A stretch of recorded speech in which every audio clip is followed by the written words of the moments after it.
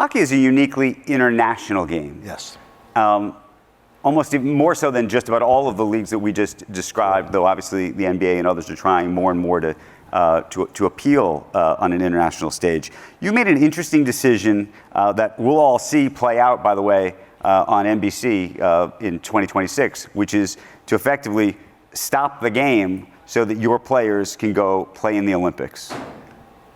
Talk me through that, because that was not something that you'd always done before. Well, we started going to before I got to the league in '93, the NHL players never went to the Olympics. And one of the first things I did was engage with the International Ice Hockey Federation and the IOC, because I had my NBA experience of the pros starting in Barcelona in '92 of going to the Olympics. And we went in '98, and then we went in 2002, and then we went successively until Sochi in 2014. And it was a bit of a mixed bag, because the IOC, even though we were shut down for 2 weeks and lend our players, treated us maybe like invited guests, barely. We had no control over anything. We didn't have the rights to promote ourselves. And frankly, as the media aspects of our operation increased, social media, websites, things that didn't exist when I started as commissioner, there was a void for the 2 weeks that we had shut down. And from a competitive standpoint, it had an impact, because the international competition of our teams is so great that some NHL teams would send 10 players, some would send 1 or 2, and after the 2-week break, our teams would come back competitively in a different shape than they were when they left.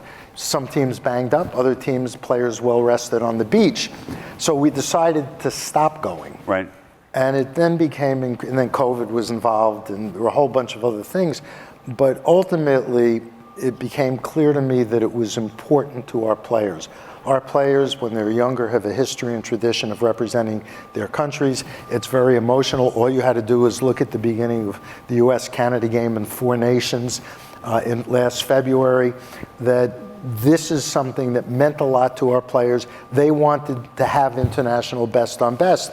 And ultimately, in terms of balancing the pros and cons, we decided it was important to go back and try to be on what is one of the most visible platforms in the world. And what do you think it's going to do to the game afterwards? We're going to. I think the visibility will be great. We did astounding numbers coming out of 4 Nations. The week later, we had our highest rated regular season game, which was 94,000 people at Ohio State outdoors.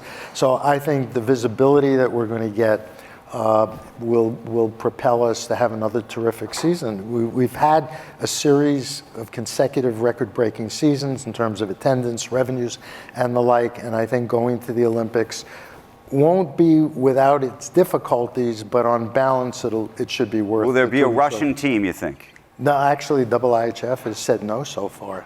You think that's going to change between now and then?